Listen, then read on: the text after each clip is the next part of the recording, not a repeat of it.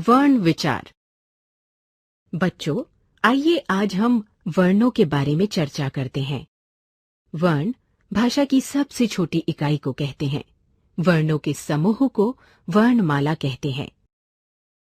मानक हिंदी वर्णमाला केंद्रीय हिंदी निदेशालय, भारत सरकार और राष्ट्रीय शैक्षिक अनुसंधान और प्रशिक्षण परिषद द्वारा मानक हिंदी वर्णमाला का निर्धारित रूप इस प्रकार है।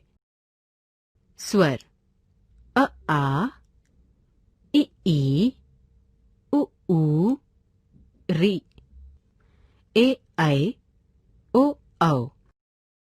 व्यंजन क, ख, ग, घ, ng, च, छ, ज, झ, य, ट, ठ, ड, ढ, ण, ण, त, थ, द, ध, न, प, फ, ब, भ, म, य, र, ल, व, श, श, स, ह। संयुक्त व्यंजन क्ष, त्र, ज्ञ, क्ष्र। आघात ध्वनियां अ, ज, फ। वर्ण के 3 भेद होते हैं: स्वर, व्यंजन, अयोगवाह। अब हम इनके बारे में अलग अलग ढंग से पढ़ेंगे। क, स्वर। जो वर्ण बिना किसी अन्य वर्ण की सहायता के स्वतंत्र रूप से बोले जाते हैं, स्वर कहलाते हैं। हिंदी में स्वरों की संख्या 11 है। अ, आ, इ, ई, उ, ऊ, रि, ए, ऐ, ओ, औ। उच्चारण पर लगने वाले समय के आधार पर स्वरों के 3 भेद होते हैं: ह्रस्व स्वर, दीर्घ स्वर और पलुत स्वर। ह्रस्व स्वर। बच्चों, जिन स्वरों के उच्चारण में सबसे कम समय लगता है वे ह्रस्व स्वर कहलाते हैं, जैसे अ, ई, उ, रि। ये सभी ह्रस्व स्वर की श्रेणी में आते हैं। दीर्घ स्वर। जिन स्वरों के उच्चारण में ह्रस्व स्वर से दुगना समय लगता है उन्हें दीर्घ स्वर कहते हैं, जैसे आ, ई, ऊ, ए, ऐ, ओ, औ। ये दीर्घ स्वर की श्रेणी में आते हैं। पुलुत स्वर। जिन स्वरों के उच्चारण में ह्रस्व से तिगुना समय लगता है उन्हें प्लुत स्वर कहते हैं, जैसे ओम, हे राम। स्वरों की मात्राएं। बच्चों, जब स्वरों को व्यंजनों के साथ बोला या लिखा जाता है तो इनके चिन्हों का प्रयोग होता है। ये चिन्ह मात्रा कहलाते हैं। स्वर और उनकी मात्राएं। चिन्ह निम्नलिखित हैं: स्वर, मात्रा अ, आ, इ, ई, उ, ऊ, रि, ए, ऐ, ओ, औ। अ वर्ण की कोई मात्रा नहीं होती, लेकिन प्रत्येक व्यंजन अ वर्ण की सहायता से बोला जाता है। अतः सभी व्यंजन इस प्रकार लिखे जाते हैं: क, ख, ग, च, छ, ज आदि।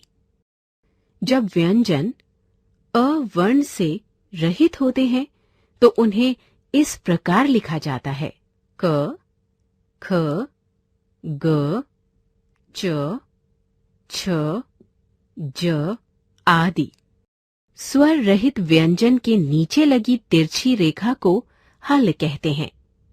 इनके द्वारा व्यंजन के आधे होने का संकेत मिलता है। ख, व्यंजन। बच्चों, जिन वर्णों का उच्चारण स्वरों की सहायता से होता है वे व्यंजन कहलाते हैं। अब आइए व्यंजन के भेदों को जानें। इसके 3 भेद होते हैं: स्पर्श व्यंजन, अंतस्थ व्यंजन, ऊष्म व्यंजन। स्पर्श व्यंजन जिन व्यंजनों का उच्चारण करते समय श्वास मुख के विभिन्न स्थानों का स्पर्श करती हुई बाहर निकलती है, उन्हें स्पर्श व्यंजन कहते हैं। स्पर्श व्यंजन है व्यंजन, उच्चारण स्थान, कवर्ग, कंठ, चवर्ग, तालु, टवर्ग, मूर्धा, तवर्ग, दंत, पवर्ग, ओष्ठ। अंतस्थ व्यंजन जिन वर्णों का उच्चारण स्वरों और व्यंजनों के मध्य का होता है वे अंतस्थ व्यंजन कहलाते हैं। इनका उच्चारण करते समय जीभ मुंह के किसी भाग को भी पूरी तरह स्पर्श नहीं करती। ये हैं य, र, ल, व। ऊष्म व्यंजन। ऊष्म व्यंजन इन वर्णों के उच्चारण के समय हवा के रगड़ खाने से मुख में गर्मी यानी ऊष्मा उत्पन्न होती है, अतः इन्हें ऊष्म व्यंजन कहा जाता है। ये हैं श, श, स, ह। बच्चों, इनके अलावा कुछ व्यंजन एवं उनके अन्य रूप भी होते हैं।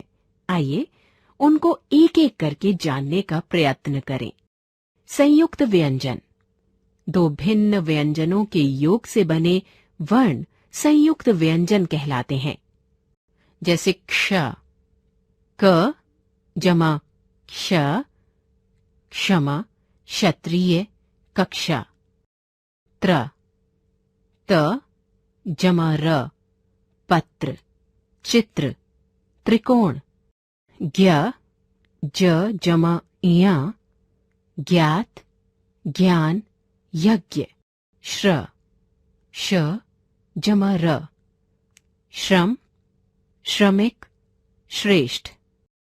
द्वित्व व्यंजन 2 समान व्यंजन ध्वनियों से बने संयुक्त व्यंजन द्वित्व व्यंजन कहलाते हैं। इनके उदाहरण हैं च जमा च, चच, सच्चा, कच्चा, बच्चा। क जमा क, कक, पक्का, चक्का, सिक्का। त जमा त, तत्, कुत्ता, पत्ता, छत्ता। द जमा द, दद, गद्दा, रद्दी, चद्दर। ट जमा ट, टट, भुट्टा, पट्टा। न जमा न, नन, अन्न, भिन्न, पन्ना। इनके अतिरिक्त हिंदी में 2 या 2 से अधिक व्यंजनों के मेल से बने अनेक संयुक्त व्यंजन हैं। इन्हें व्यंजन गुच्छ भी कहते हैं। जैसे उज्ज्वल, उ जमा ज, जमा ज, जमा व, जमा अ, जमा ल, जमा अ। ज्योत्स्ना, ज जमा य, जमा ओ, जमा त, जमा स, जमा न, जमा आ। बच्चों, अब हम र व्यंजन के रूपों की चर्चा करेंगे। र व्यंजन के रूप। र ऐसा व्यंजन है जिसका अन्य व्यंजनों के साथ मेल होने पर उसका रूप बदल जाता है। आइए अन्य व्यंजनों के साथ इसके मेल को देखें। यदि र स्वर रहित होता है तो ये अगले व्यंजन के सिर पर इस रूप में लगता है। इसे रेफ कहते हैं, जैसे ध जमा र जमा म, धर्म। क जमा र जमा म, कर्म। प जमा र जमा व, पर्व। यदि र से पूर्व व्यंजन स्वर रहित हो तो र पूर्व व्यंजन के नीचे इस रूप में आता है। इसे पदेन कहते हैं, जैसे ग जमा र ग्र, ग्रह। भ जमा रा भ्र, भ्रम। क जमा र क्र, क्रम। ट तथा ड के साथ र नीचे इस रूप में लगाया जाता है। इसे भी पदेन कहते हैं, जैसे ट जमा र ट्र, ट्रक, ट्राम।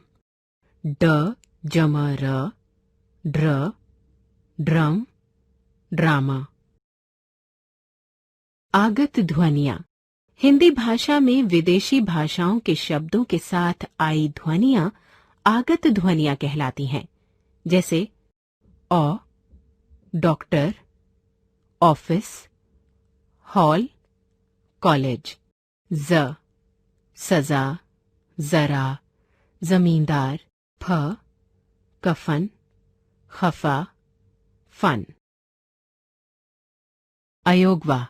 बच्चों, अ अनुस्वार और अह विसर्ग अयोगवा हैं। ये न तो स्वर हैं और न व्यंजन। ये अ के योग से बोले और लिखे जाते हैं। अनुस्वार।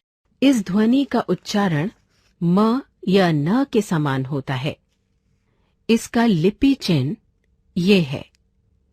इसका प्रयोग स्वरों और व्यंजनों के ऊपर बिंदु के रूप में किया जाता है, जैसे कंस, हंस, अंश आदि। विसर्ग। स्वर से परे जो दो बिंदियां लगाई जाती हैं, वे विसर्ग कहलाती हैं।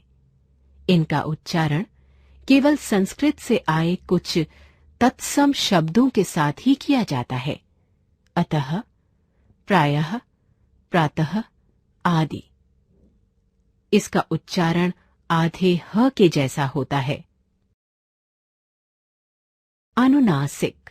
अनुनासिकता वर्णों का एक गुण है। इसको चंद्र बिंदु भी कहते हैं। इसका चिन्ह ये है। इसका प्रयोग स्वरों और व्यंजनों के ऊपर किया जाता है, जैसे आंख, चांद, मां, गांव, सांप आदि। अनुनासिक का उच्चारण नाक और मुंह से किया जाता है।